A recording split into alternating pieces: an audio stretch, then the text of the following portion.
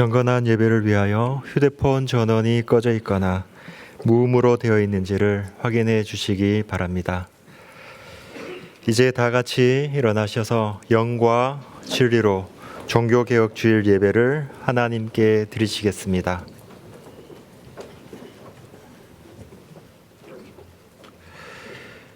여호와께서 우리를 생각하사 복을 주시되 이스라엘 집에도 복을 주시고 아론의 집에도 복을 주시며 높은 사람이나 낮은 사람을 막론하고 여호와를 경외하는 자들에게 복을 주시리로다. 아멘.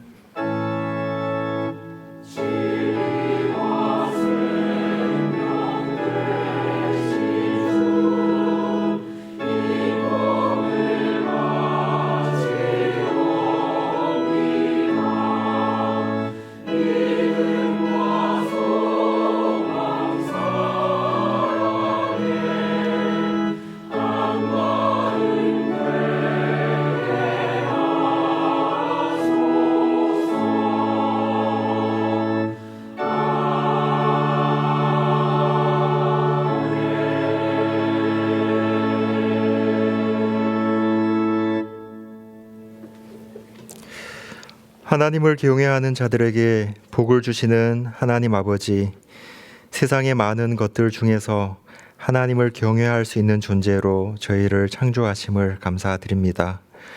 하나님께서 창조하신 하나님의 자녀들이 불안과 두려움 많은 세상에서 하나님 경외하기를 잊지 않고 이 주일 예배에 모였습니다. 하나님보다 더 사랑했던 것들을 내려놓고 하나님을 경외하는 자녀로 회복되도록 예수 그리스도를 통해 이루신 그 은혜를 우리 안에 새롭게 하시옵소서. 하나님을 두려워함이 없는 세상 속에서 하나님을 경외하는 하나님의 백성으로 살도록 말씀으로 가르치시고 성령으로 변화시키시며 섭리하심으로 삶의 순간순간의 걸음을 인도하여 주옵소서. 주님께 잡힌 바 된 그것을 오늘도 붙잡기 위해 마음을 모읍니다. 이 예배의 열매들이 삶의 자리에서 맺히게 이 예배 가운데 변화되고 새롭게 하시는 은총을 베풀어 주시옵소서. 예수님의 이름으로 기도드리며 이제 우리 모두 주님께서 가르쳐 주신 기도를 감히 주님의 이름으로 담대히 드리오니, 하늘에 계신 우리 아버지여, 이름이 거룩히 여김을 받으시오며 나라의 임하옵시며 뜻이 하늘에서 이룬 것 같이 땅에서도 이루어지이다. 오늘날 우리에게 일용할 양식을 주옵시고 우리가 우리에게 죄 지은 자를 사하여 준 것 같이 우리 죄를 사하여 주옵시고 우리를 시험에 들게 하지 마옵시고 다만 악에서 구하옵소서. 대개 나라와 근세와 영광이 아버지께 영원히 있사옵나이다. 아멘.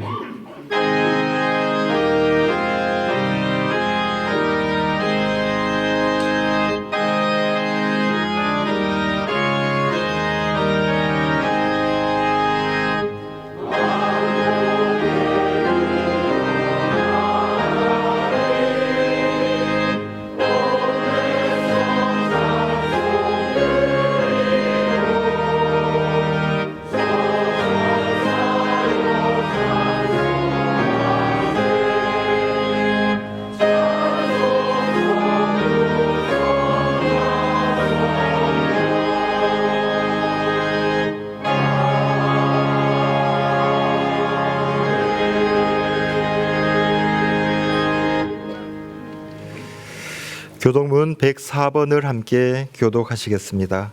교독문 104번입니다.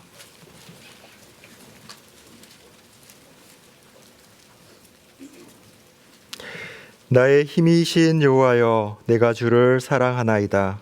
여호와는 나의 반석이시요 나의 요새시요 나를 건지시는 이시요 나의 하나님이시요 내가 그 안에 피할 나의 바위시요 나의 방패시요 나의 구원의 뿌리시요 나의 산성이시로다. 예수께서 이르시되 오히려 하나님의 말씀을 듣고 지키는 자가 복이 있느니라 하시니라. 내가 복음을 부끄러워하지 아니하노니 이 복음은 모든 믿는 자에게 구원을 주시는 하나님의 능력이 됨이라. 너는 유대인에게요 그리고 헬라인에게로다. 복음에는 하나님의 의가 나타나서 믿음으로 믿음에 이르게 하나니 기록된 바 오직 의인은 믿음으로 말미암아 살리라 함과 같으니라. 너희가 내 말에 거하면 참으로 내 제자가 되고 진실할지니 진리가 너희를 자유롭게 하리라. 우리 주 예수 그리스도로 말미암아 우리에게 승리를 주시는 하나님께 감사하노니 그러므로 내 사랑하는 형제들아 견실하며 흔들리지 말고 항상 주의 일에 더욱 힘쓰는 자들이 되라. 아멘. 전능하사 천지를 만드신 하나님 아버지를 내가 믿사오며 그 외아들 우리 주 예수 그리스도를 믿사오니 이는 성령으로 잉태하사 동정녀 마리아에게 나시고 본디오 빌라도에게 고난을 받으사 십자가에 못 박혀 죽으시고 장사한 지 사흘 만에 죽은 자 가운데서 다시 살아나시며 하늘에 오르사 전능하신 하나님 우편에 앉아 계시다가 저리로서 산자와 죽은 자를 심판하러 오시리라. 성령을 믿사오며 거룩한 공회와 성도가 서로 교통하는 것과 죄를 사하여 주시는 것과 몸이 다시 사는 것과 영원히 사는 것을 믿사옵나이다. 아멘.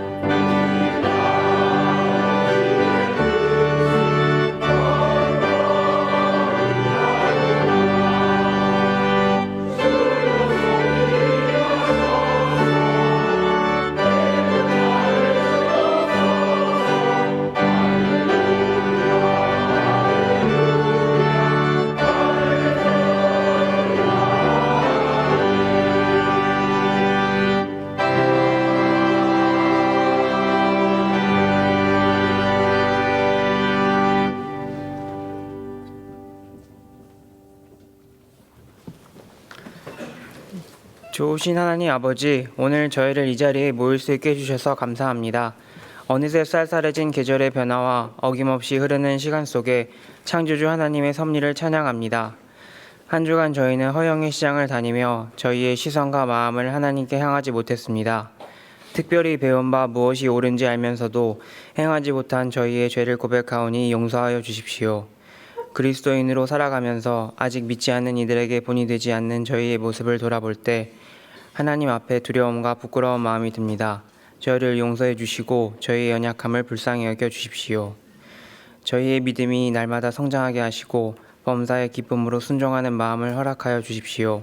특별히 세상의 허망한 것을 따르지 않는 지혜와 바른 것을 구하는 생각과 주신 것들을 헤아려 감사하는 마음과 어려울 때 소망을 품는 믿음과 이 땅에서의 매일의 시간을 잘 살아내는 열심과 겸손과 친절로 다른 이를 대하는 사랑을 가지고 살아갈 수 있도록 도와주십시오. 이 모든 것이 저에게 쉽지 않습니다. 하지만 하나님께 의지하면 바른 그리스도인으로 살아갈 수 있을 줄을 믿습니다. 세계와 저희 사회에 불의와 갈등이 많습니다. 어려움을 겪는 이들을 돌보아 주시고 그들에게 평화를 주시기를 간구합니다. 저희가 서로를 불쌍히 여기며 친절할 수 있도록 도와주십시오. 이런 세상에서 100주년 기념교회가 잡힌 바 된 그것을 잡으려고 나아가면서 세상의 소금과 빛의 역할을 다할 수 있기를 간구합니다.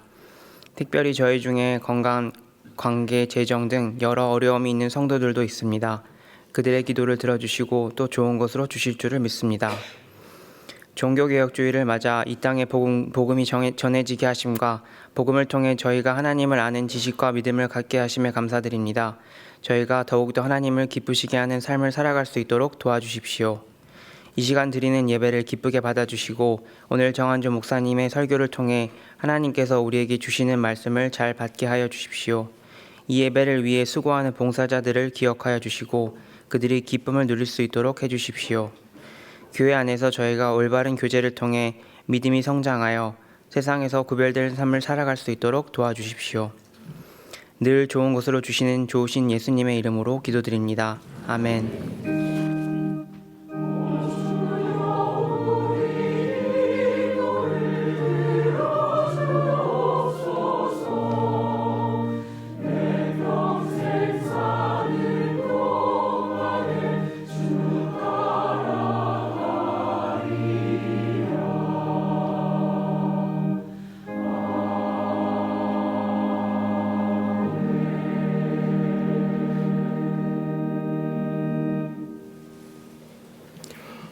교회 소식을 알려드리겠습니다. 오늘은 종교개혁주일입니다.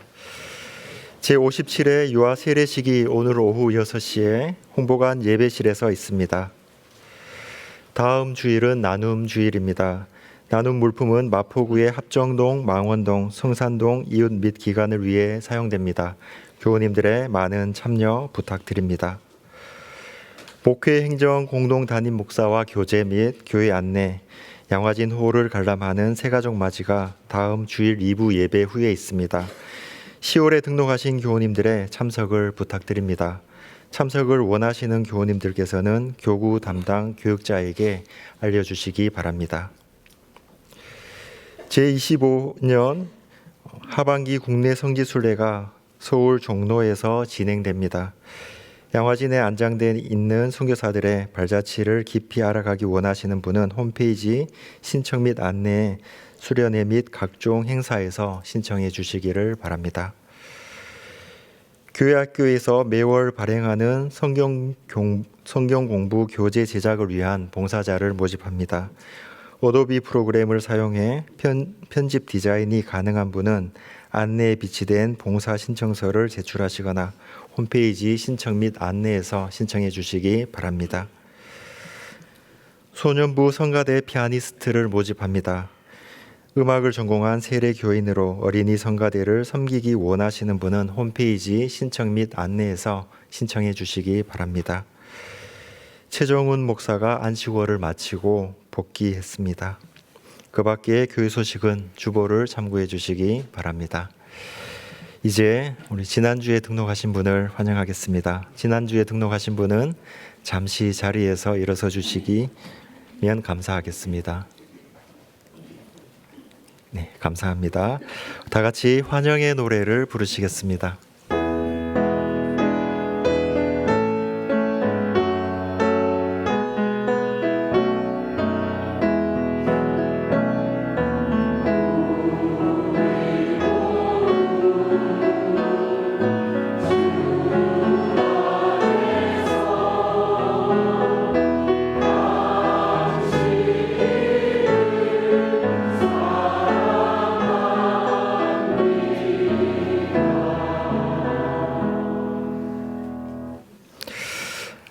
하나님 아버지, 금방 있다 사라질 것들을 따라 사는 허영의 시장과 같은 세상에서 하나님의 자녀가 되어 영원히 사라지지 않을 것을 따라 살아가게 하심을 감사합니다. 삶의 여정 가운데 100주년 기념교회에서 새로운 한 걸음을 내딛는 새 가족들을 기억하여 주옵소서. 우리의 삶이 주님께 잡힌 바 되었음을 함께 고백합니다. 주님께서 이르게 하신 이 교회에서 예비하신 사람들과 말씀과 계획들을 나타내 주시며 새 가족들 가운데 하나님의 인도하시는 그 일들이 더욱 성숙되고 여물어져 가도록 은혜를 베풀어 주시옵소서. 새 가족과 함께하는 우리 모두가 잡힌 바 된 것을 잡으러 달리며 위로하고 섬기며 서로를 온전케 하는 통로가 되어 그리스도의 장성한 분량으로 함께 자라가는 은총을 베풀어 주시옵소서. 예수님의 이름으로 기도드립니다. 아멘. 박수로 환영하겠습니다.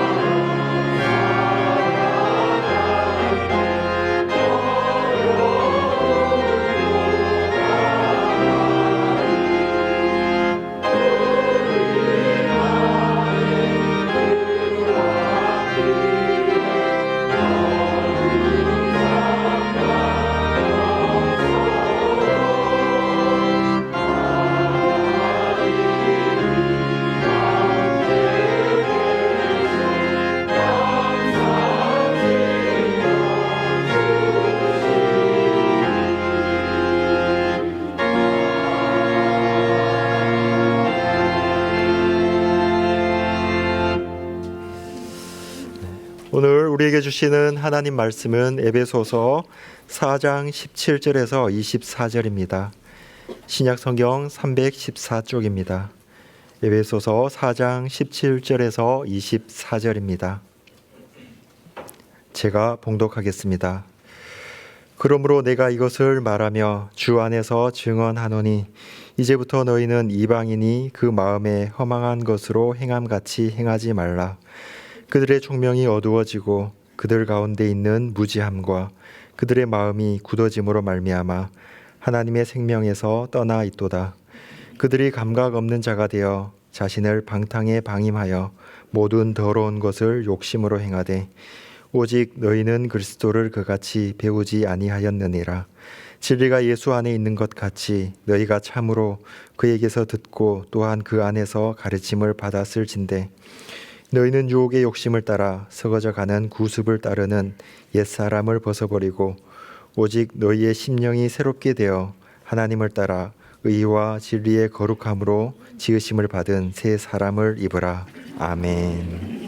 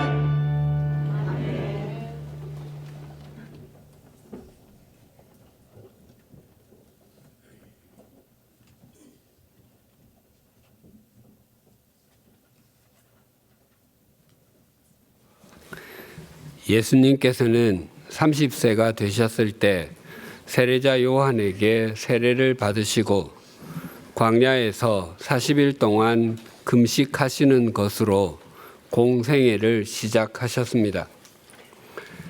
금식을 마치신 예수님께서는 하나님의 나라가 임했음을 전하시고 제자들을 부르셨다고 공관복음, 즉 마태, 마가, 누가복음은 비슷하게 전하고 있습니다.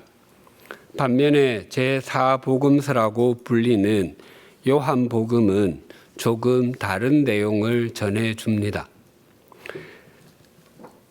공관복음에는 요한복음이 우리에게 알려주는 굉장히 중요한 사실은 예수님의 공생의 기간이 3년이었다는 것입니다. 공관복음에는 예수님께서 공생애 중 6월절에 예루살렘으로 올라간 것이 한 번씩만 나옵니다. 그래서 공관복음만 보면 예수님의 공생애가 마치 1년인 것처럼 여겨져서 예수님의 공생애 시작부터 십자가 지심까지가 굉장히 급박하게 진행되는 것처럼 여겨집니다. 예수님께서 사람들의 지지를 한 몸에 받으시다가 한순간에 대제사장들을 비롯한 종교 지도자들과 유대인들의 계략과 빌라도 총독의 선고로 십자가를 지심까지의 일련의 사건들이 어떻게 그렇게 빨리 진행될 수 있는지 의아하기까지 합니다. 그런데 요한복음에는 예수님께서 유대의 절기를 보내신 것이 여러 번 나오는데 그 중에서 유월절을 보내신 것이 명확하게 유월절로 언급하지 않은 것 한 번을 포함해서 총 4번이 나옵니다. 그래서 예수님의 공생애가 최소한 3년이라는 것을 알 수 있게 되었습니다. 요한복음에는 예수님께서 세례자 요한에게 세례를 받으시고 공생애 기간에 행하신 첫 표적인 갈릴리 가나 혼인잔치에서 물로 포도주를 만드신 후에 유월절을 앞두고 예루살렘으로 올라가신 것에 대해서 증거합니다. 요한복음 2장 13절에서 16절입니다.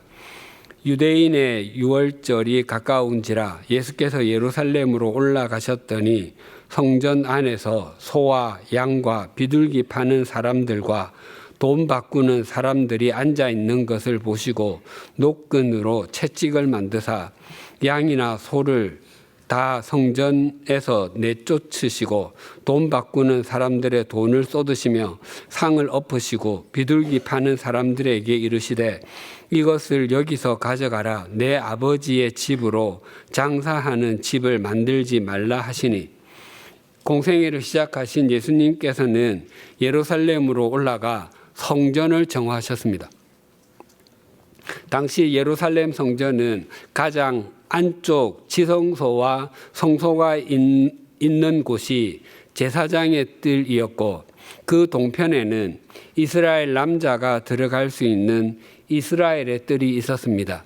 그리고 그 동편에 이스라엘 여자가 들어갈 수 있는 여인의 뜰이 있었습니다. 그리고 가장 바깥쪽에 이방인의 뜰이 있었습니다. 이방인의 뜰에는 짐승을 파는 가게와 돈을 바꾸어주는 환전소가 있었습니다. 당시 이스라엘 백성은 짐승을 제물로 드려 예루살렘 성전에서 하나님께 제사를 드렸습니다. 하나님께 제물로 드리는 짐승은 흠이 없는 것이어야 했습니다. 그런데 제물에 흠이 있는지 없는지를 판정하는 사람은 제물을 드리는 사람이 아니라 예루살렘 성전의 제사장들이었습니다. 제물을 검사하는 제사장들은 외부 짐승에는 검사료를 받았을 뿐만 아니라 온갖 구실을 대어서 결함을 찾아내고는 제물로 드리기에는 불가하다는 판정을 내려서 되돌려 보내곤 했습니다. 그래서 사람들은 성전 안에서 파는 짐승을 살 수밖에 없었습니다. 그런데 성전 밖의 짐승의 가격과 성전 안의 짐승의 가격이 무려 20배까지 차이가 났다고 합니다. 그러니까 성전 밖에서 10만 원짜리 양이 성전 안에서는 무려 200만 원짜리로 둔갑하는 것입니다. 또 하나님께서는 출애굽기에서부터 20살 이상의 남자에게 매해 반 세겔씩 생명의 속전을 내도록 했습니다. 그 반 세겔을 거룩한 반 세겔이라고 불렀고 성막 또는 성전을 꾸려가는 데 사용했습니다. 1세겔은 당시 노동자의 나흘치 임금이었습니다. 그러니까 반 세겔은 노동자의 이틀치 임금에 해당합니다. 그 생명의 속전, 성전세는 빈부 귀천 가릴 것 없이 20살 이상의 남자면 모두 동일하게 내어야 했습니다. 그런데 생명의 속전으로 반 세겔을 내는데 돈을 바꿔주는 사람이 필요했던 이유는 그 반 세겔을 유대의 은전으로 받지 않고 두로 세겔로만 받았기 때문이었습니다.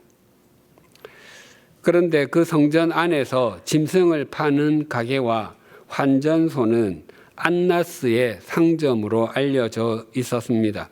당시 현직 대제사장 가야바의 장인이자 전직 대제사장이 안나스였습니다. 즉 성전 안의 가게는 대제사장 집안의 사업처였던 것입니다. 그래서 공생애를 시작하신 예수님께서 성전 안에서 제물로 드릴 짐승을 파는 상인들을 성전에서 쫓아내시고 돈을 바꿔주는 사람들의 상을 엎으신 것은 예루살렘 성전을 좌지우지하던 종교 지도자들에 대한 도전이었습니다. 자신들의 욕망을 추구하기 위해서 하나님까지도 이용하는 그들은 사람들과 하나님 사이를 가로막는 큰 걸림돌이었기 때문입니다. 이처럼 예수님께서는 공생애를 시작하시고 처음 다가오는 유월절을 앞두고 예루살렘으로 올라가셔서 성전을 정화하셨습니다. 그리고 예수님께서는 십자가 지심을 목전에 두시고 마지막으로 예루살렘으로 올라가셔서 다시 성전을 정화하셨습니다. 마태복음 21장 12절과 13절입니다. 예수께서 성전에 들어가사 성전 안에서 매매하는 모든 사람들을 내쫓으시며 돈 바꾸는 사람들의 상과 비둘기 파는 사람들의 의자를 둘러 엎으시고 그들에게 이르시되 기록된 바 내 집은 기도하는 집이라 일컬음을 받으리라 하였거늘 너희는 강도의 소굴을 만드는도다 하시니라. 이때는 요한복음 2장의 성전 정화 사건과 3년의 간격이 있습니다. 성전 안에서는 제물로 드릴 짐승을 파는 상점과 성전세를 납부하기 위한 은전 환전소가 여전히 성업 중이었습니다. 성전의 이방인의 뜰은 시장통과도 같았습니다. 그래서 예수님께서는 속으로 내가 3년 전에 한 일은 아무것도 없구나라고 탄식하셨을 것입니다. 예수님께서는 기도하는 집이 되어야 할 내 집, 즉 성전을 너희는 강도의 소굴로 만드는구나라고 말씀하셨습니다. 기도한다라는 것은 참새와 제비가 주의 제단에 제 보금자리를 마련하는 것처럼 자기 능력이나 자신이 가진 것을 믿지 않고 자신의 인생을 하나님께 의탁하는 것을 의미합니다. 그래서 우리가 우리 자신이나 가족, 우리 인생에서 일어나는 크고 작은 일, 그리고 누군가를 위해서와 세상을 위해서 기도한다는 것은 그 모든 것을 우리 스스로의 능력으로는 가꾸어 갈 수 없고 책임질 수도 없다고 고백하는 것과 같습니다. 그리고 우리가 지금의 모습이 된 것과 우리가 가지고 있고 누리는 모든 것은 우리의 능력으로 인함이 아니라 하나님의 은총과 역사하심의 결과라고 고백하는 것이 기도입니다. 반면에 강도는 술이나 매, 올빼미 등 맹금류처럼 자기를 믿고 사는 사람이라 할 수 있습니다. 자신의 주먹이든지 자신이 들고 있는 흉기든지 간에 그것을 믿고 인생의 터를 자기 위에 세웁니다. 그래서 자신의 욕망과 세속적인 가치관에 집착합니다. 그것만이 자신의 인생을 돋보이게 해주고 자신을 세워줄 수 있을 것이라고 생각하기 때문입니다. 그래서 자신의 인생은 강도의 소굴이 됩니다. 그러나 자기 인생의 근거를 자기 위에 세운다면 그 인생은 결국 무너지고 말 것입니다. 왜냐하면 인간은 모두 유한한 존재이기 때문입니다. 예수님께서 보시기에 재물용 짐승을 파는 사람들과 환전상들을 비롯한 그 배후에 있는 유대 종교 지도자들은 강도와 다름이 없었고 예루살렘 성전은 강도의 소굴과 같았습니다. 그래서 예수님께서는 이번에도 그들을 성전에서 몰아내셨습니다. 이처럼 예수님의 공생애는 성전을 정화하는 것에서 시작해서 성전을 정화하시는 것으로 끝이 났습니다. 예수님의 공생애에서 성전을 정화하는 것은 그만큼 중요한 일이었습니다. 여기서 우리는 두 가지의 교훈을 새기게 됩니다. 첫째는 인간은 굉장히 거룩해 보이는 일을 하면서도 굉장히 욕망적이고 세속적 가치관에 사로잡혀 살 수 있다는 것입니다. 자신이 거룩해 보이는 일을 하는 것과 자신이 구별된 삶을 산다는 것은 결코 동의어가 아닙니다.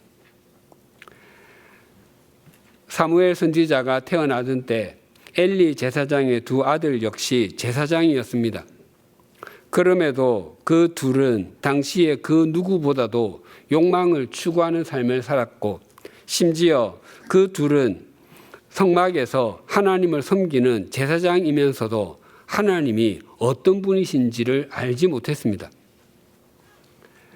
둘째는 자신의 욕망을 매일 벗어야 진정한 성전의 사람으로 가꾸어져 갈 수 있다는 것입니다. 자신의 욕망을 벗지 않으면 우리의 인생은 어느 순간에 강도의 소굴로 전락해 버리고 맙니다. 오늘 본문에서도 옛사람을 벗어버리고 새 사람을 입으라고 촉구합니다. 먼저 본문 20절이 이렇게 증거합니다. 오직 너희는 그리스도를 그같이 배우지 아니하였느니라. 바울은 하나님이 없는 삶을 사는 이방인은 마음에 허망한 것으로 행한다고 말했습니다. 왜냐하면 그들의 총명이 어두워져 있고 하나님의 생명에서 떠나 있기 때문입니다. 또한 그들은 하나님에 대한 바른 알미 없기 때문에 자신을 창조하시고 인도하시며 그 나라를 주시는 분이신 하나님을 인격적으로 알아야 한다는 사실 자체를 모르고 있습니다. 그리고 그들의 마음이 돌처럼 굳어 있어서 그들 속에 영원한 생명의 피가 흐르지 못하게 하고 있습니다. 바울은 에베소 교회에게 오직 너희는, 그러나 너희는 그리스도를 그같이 배우지 않았다고 힘주어서 말합니다.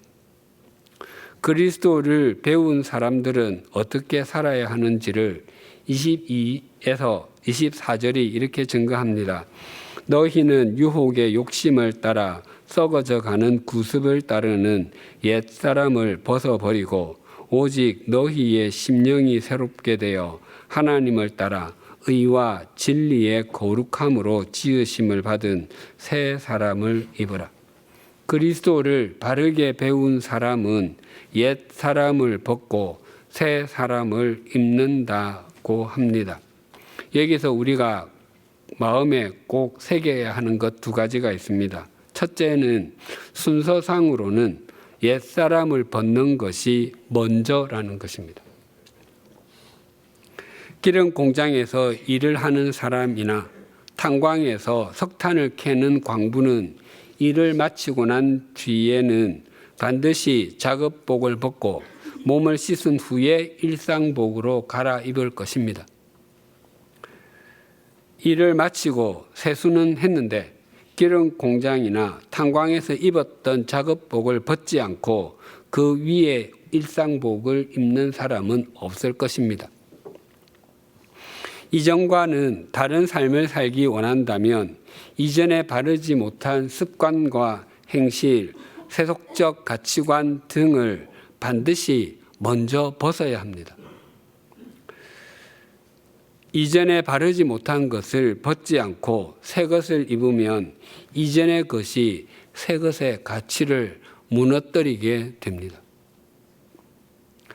둘째는 옛사람을 벗는 것은 새 사람을 입기 위한 것이라는 것입니다. 만약 옛사람을 벗고서 새 사람을 입지 않으면 그는 안데르센의 동화 벌거벗은 임금님의 주인공처럼 될 것입니다. 성경에도 옛사람을 버리는 것은 새 사람을 입기 위함이라는 것을 잘 보여주는 예가 있습니다. 예수님께서는 제자들에게 이런 이야기를 들려주셨습니다.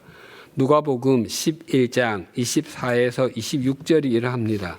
더러운 귀신이 사람에게서 나갔을 때에 물 없는 곳으로 다니며 쉬기를 구하되 얻지 못하고 이에 이르되 내가 나온 내 집으로 돌아가리라 하고 가서 보니 그 집이 청소되고 수리되었거늘 이에 가서 저보다 더 악한 귀신 7을 데리고 들어가서 거하니 그 사람의 나중 형편이 전보다 더 심하게 되느니라. 이 말씀에서 집은 사람의 영혼이나 마음, 삶 등을 의미합니다. 어떤 사람이 이전과는 다른 삶을 살아야겠다고 결심하고 그의 집, 즉 영혼, 마음, 삶 등을 정리했습니다. 이전에 행하지 않았던 바르지 못한 습관도 버렸고 정직하지 못한 삶도 버렸습니다. 그런데 그 사람 속에서 그를 조종하던 귀신이 출타했다가 돌아와 보니 그 집이 이전과는 다르게 완전히 정리가 되어 있었습니다. 그래서 나가서 자신보다 더 악질의 귀신 7을 더 데리고 와서 그 집을 점거하고 나니까 그 사람이 더 추하게 되어 버렸다는 것입니다. 청와대가 대통령의 집무 공간일 때 일반인이 청와대로 마음대로 들어가지 못하는 이유는 무엇입니까? 그 집의 규모가 굉장히 크기 때문입니까? 아니면 그 집을 지은 자재가 최고급이기 때문입니까? 그것도 아니면 아주 깨끗하게 청소를 해놨기 때문입니까? 모두 아닙니다. 거기에는 대통령께서 계시기 때문입니다. 청와대가 아니라 초가집이나 옥탑방, 반지하방, 원룸이라 할지라도 그곳이 대통령의 집무 공간이라면 아무나 함부로 들어갈 수 없습니다. 옛날에는 궁궐에도 마음대로 들어가지 못했습니다. 그것은 방이 100개도 넘는 거대한 집이기 때문이 아니라 그곳에는 임금님이 살고 계셨기 때문입니다. 하지만 지금은 궁궐에 자유롭게 드나들 수 있습니다. 지금은 이름과 모습은 궁궐이지만 실제로는 공원이고 박물관이기 때문입니다. 우리의 영혼과 마음, 삶에 하나님을 입으면, 즉 하나님을 모시면 그곳이 영적인 청와대가 되고 영적인 궁궐이 됩니다. 그러나 하나님 외에 다른 것들은 아무리 많은 것, 아무리 값비싼 것, 아무리 진귀한 것을 가져다 놓는다 할지라도 머지않아서 거기는 사탄이 와서 그네를 타고 미끄럼틀을 타는 놀이터가 되는 것을 잊지 않으셔야 합니다. 그래서 우리의 삶과 신앙의 비움, 벗는 것은 굉장히 중요하고, 비움, 즉 벗음 후에는 채움, 입음은 더 중요하고, 진리와 생명으로 영원한 것으로 채우는 것은, 즉 입는 것은 그 무엇보다도 중요합니다.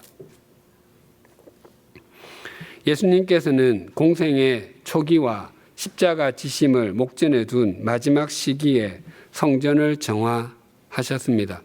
성경은 우리의 몸이 성령의 전이라고 했습니다. 또한 에베소서 2장 22절은 너희도 성령 안에서 하나님이 거하실 초소가 되기 위하여 그리스도 예수 안에서 함께 지어져 가느니라 라고 말씀합니다. 성전인 우리가 바르게 또 제대로 지어져 가기 위해서는 구습을 따르는 옛 사람을 반드시 벗어버려야 합니다. 22절을 다시 봉독하겠습니다. 너희는 유혹의 욕심을 따라 썩어져 가는 구습을 따르는 옛 사람을 벗어버리고, 우리가 벗어버려야 할 옛 사람은 두 가지의 특징이 있습니다. 첫째 특징은 썩어져 가는 구습을 따른다는 것입니다. 썩어져 간다는 것은 무의미하다, 부질없다의 의미도 있지만 일시적이다라는 뜻도 갖고 있습니다. 고린도전서 9장 24, 25절입니다. 운동장에서 다름질하는 자들이 다 달릴지라도 오직 상을 받는 사람은 한 사람인 줄을 너희가 알지 못하느냐. 너희도 상을 받도록 이와 같이 다름질하라. 이기기를 다투는 자마다 모든 일에 절제하나니 그들은 썩을 승리자의 관을 얻고자 하되 우리는 썩지 아니할 것을 얻고자 하노라. 고대에도 지금의 올림픽과 같은 대회가 있었고 경기는 크게 두 가지, 기록 경기와 격투기가 있었습니다. 기록 경기에는 육상과 승마와 같은 것들이 있었고 격투기에는 권투와 레슬링 같은 것들이 있었습니다. 당시에도 선수들은 10개월 동안 우리나라의 진천 국가대표 선수촌과 같은 곳에서 훈련을 받았다고 합니다. 그때 훈련받는 사람들에게 하는 말 중에 이런 것이 있었습니다. 경기에 승리하기 원하는 젊은이는 많이 참아야 하고 많이 노력해야 한다. 그는 더위와 추위를 겪어야 하고 사랑과 술을 끊어야 한다. 또 이런 말도 있었습니다. 선수들은 얼굴에 주먹을 얼마나 맞아야 하며 또 몸에는 얼마나 많이 맞아야 하는가. 그러나 그들은 모든 고통을 영광의 갈망 때문에 참는다. 하지만 그들이 그렇게 노력해서 얻게 되는 것이 썩을 승리자의 관입니다. 우수한 운동선수들은 메달과 트로피를 많이 받습니다. 그러나 그것들은 5년, 10년, 세월이 지나면서 다 색이 바래고 맙니다. 우리가 어렸을 때 받았던 상장들을 지금 본다면 어떤 생각이 들겠습니까? 내가 과거에 정말 똑똑했구나 라고 생각하기보다 세월의 빠름을 훨씬 더 많이 느낄 것입니다. 그러나 우리의 달려감은 썩지 않을 것, 일시적이지 않고 영원한 것을 얻기 위함입니다. 또 갈라디아서 6장 7절과 8절입니다. 스스로 속이지 말라. 하나님은 업신여김을 받지 아니하시나니 사람이 무엇으로 심든지 그대로 거두리라. 자기의 육체를 위하여 심는 자는 육체로부터 썩어질 것을 거두고 성령을 위하여 심는 자는 성령으로부터 영생을 거두리라. 스스로 속이지 않는다는 것은 자신이 하나님께 다루어지는 것이지 하나님을 다룰 수 있는 분이라고 생각하지 않는 것이고, 자신이 심은 것과 다른 종류의 결실을 할 수 있을 것이라고 생각하지 않는 것입니다. 육체를 위해서 심는 사람은 육체로부터 유한한 것을 거두고, 성령님을 위해 심는 사람은 성령님으로부터 영원한 것을 거둔다고 합니다. 심는 대로 거두게 하시는 것은 하나님의 중요한 원칙이자 법칙입니다. 우리의 옛사람은 썩어져 가는 것, 즉 유한한 것만을 추구하려고 합니다. 또 눈에 보이는 것이 전부라고 생각하는 세속적 가치관을 따르게 하려고 합니다. 그래서 열심히 살고 열심히 달렸는데 어느 순간에 불현듯 자신이 영원을 위해서는 아무것도 하지 않았다는 사실에 깊은 한숨을 쉬게 만듭니다. 이 사실을 직시하는 사람이 썩어져가는 구습을 따르는 옛사람을 벗어버릴 수 있습니다. 우리가 벗어버려야 할 옛사람의 둘째 특징은 유혹의 욕심에 이끌림을 받는다는 것입니다. 예수님께서는 공생애를 출발하실 때 세례자 요한에게 세례를 받으시고 광야, 즉 빈 들에서 40일 동안 금식하셨습니다. 그리고 그 금식을 끝냈을 때 마귀로부터 유혹, 시험을 받으셨습니다. 광야는 먹을 것이 없는 곳, 부족하지 않은 것이 없는 곳이라고 할 수 있습니다. 광야와 가장 대조되는 장소가 에덴 동산입니다. 아담과 하와가 살았던 에덴 동산은 무엇이든지 먹을 수 있는 곳, 부족한 것이 아무것도 없는 곳이라고 할 수 있습니다. 하지만 아담과 하와는 유혹의 욕심에 이끌리는 바람에 에덴 동산을 떠나야만 했습니다. 마귀는 모든 환경이 완벽한 에덴 동산에서도 아담과 하와를 유혹했고, 모든 환경이 척박한 광야에서도 예수님을 유혹했습니다. 그래서 마귀의 유혹이 없는 곳은 없다고 할 수 있습니다.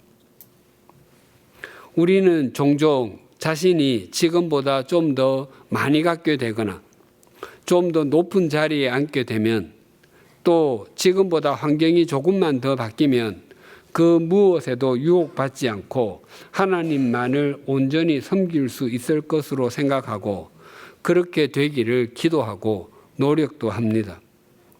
그러나 그런 완벽한 환경은 없습니다. 우리가 어디에 있든지 유혹의 욕심에 이끌림을 받게 되면 옛사람을 벗어버릴 수 없습니다. 갈라디아서 5장 16절과 17절입니다. 내가 이르노니 너희는 성령을 따라 행하라. 그리하면 육체의 욕심을 이루지 아니하리라. 육체의 소욕은 성령을 거스르고 성령은 육체를 거스르나니 이 둘이 서로 대적하므로 너희가 원하는 것을 하지 못하게 하려 함이니라. 행하다는 걸어 다니다의 뜻입니다. 내가 어디로 걷든지 걷는 그것이 나를 만들어 갑니다. 우리가 유혹의 욕심을 따라 지어져 가는 구습을 따르는 옛 사람을 벗어버리느냐와 새 사람을 입느냐의 시금석은 지금 무엇을 따라 행하느냐, 즉 육체의 욕심을 따르느냐와 성령님을 따르느냐에 달려 있습니다. 오늘은 종교개혁 주일입니다. 1517년 10월 31일 독일의 마르틴 루터가 종교개혁의 기치를 내건 지 508주년을 맞는 주일입니다. 루터뿐만 아니라 당시 부패한 로마 가톨릭 교회에 맞선 개혁자들의 사상을 압축하면 유혹의 욕심을 따라 썩어져 가는 종교적 구습을 따르는 옛사람을 벗고 새 사람을 입게 해주는 것은 세상의 물질이나 인간에 의해 만들어진 제도나 관습이 아니라 오직 하나님이시여 하나님의 말씀이라는 것이었습니다. 그들이 기치를 들었던 구호는 5개의 오직이었습니다. 오직 성경, 오직 그리스도, 오직 믿음, 오직 은혜, 그리고 오직 하나님께 영광이었습니다. 이것을 한 문장으로 정리하면 성경으로 돌아가자입니다. 하나님의 말씀을 떠나서는 개인은 물론 교회도 타락할 수밖에 없고 또한 하나님께서 원하시는 삶은 불가능하다는 의미입니다. 그러나 그것은 비단 종교개혁 시대에만 적용되는 것이 아닙니다.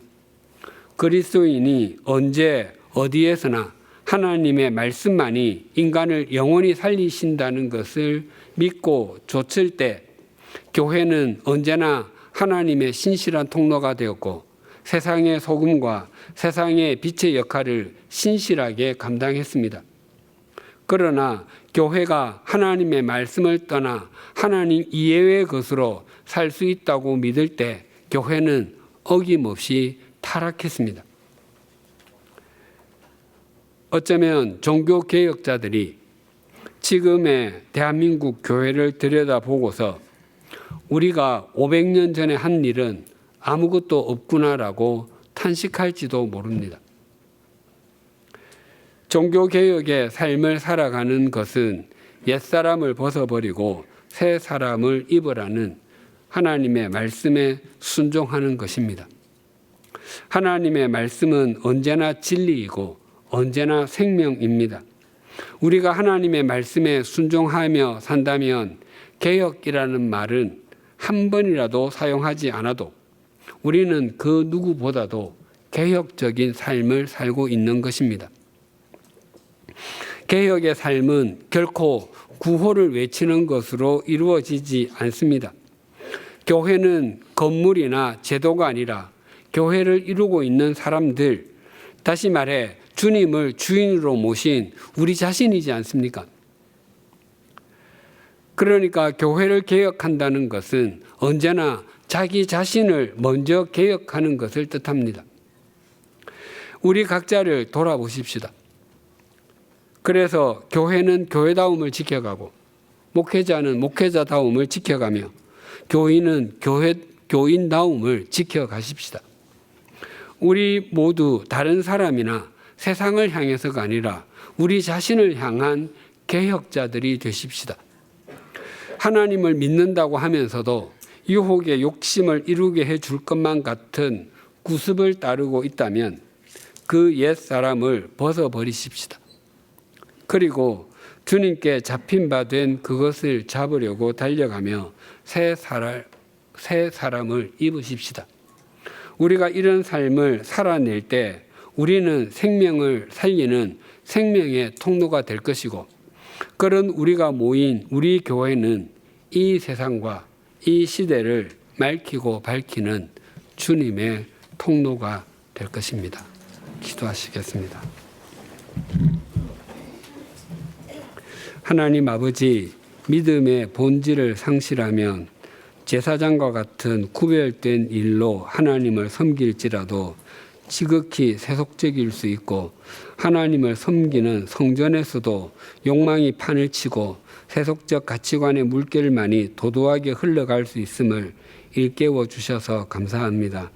우리가 거룩해 보이는 일을 하기만 하면 믿음의 사람이 되거나 구별된 사람이 될 것이라고 착각하지 않게 하시고 무슨 일을 하거나 무슨 섬김을 행하든지 우리가 먼저 믿음의 사람이 되고 구별된 사람이 되므로 우리가 하는 것이 믿음의 일이 되고 구별된 섬김이 되게 하여 주시옵소서.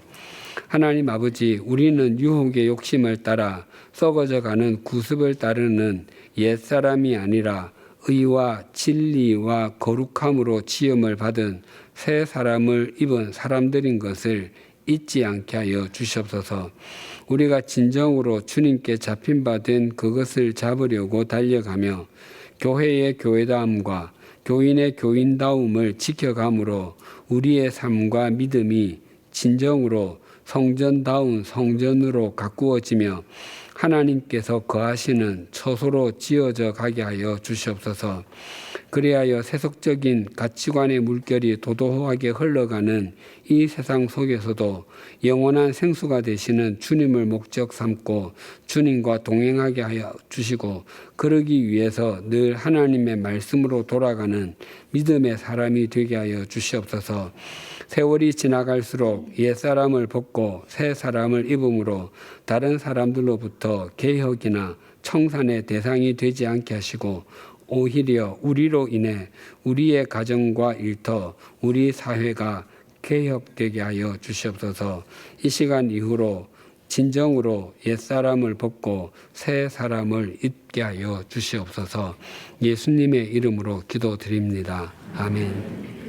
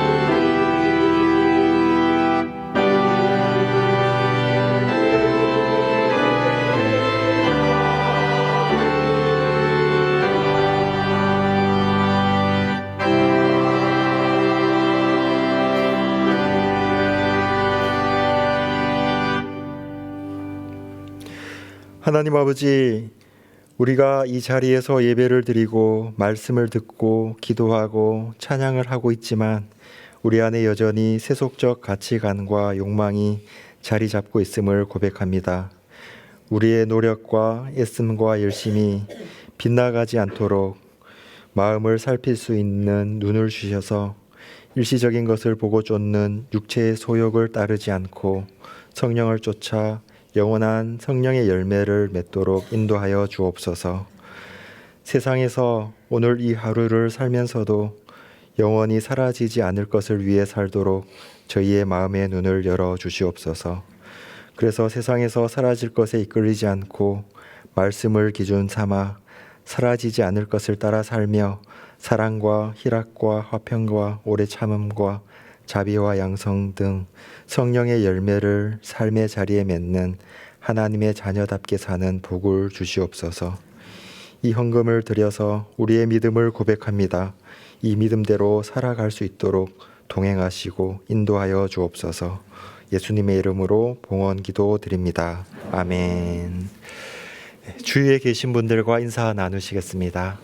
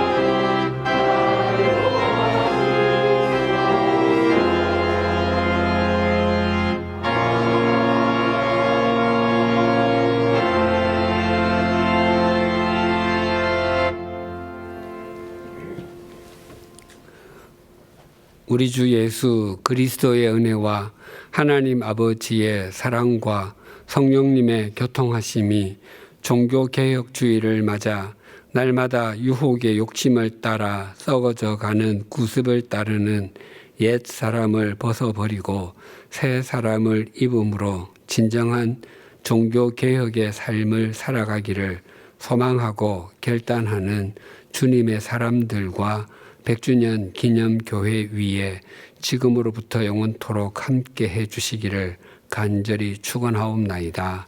아멘.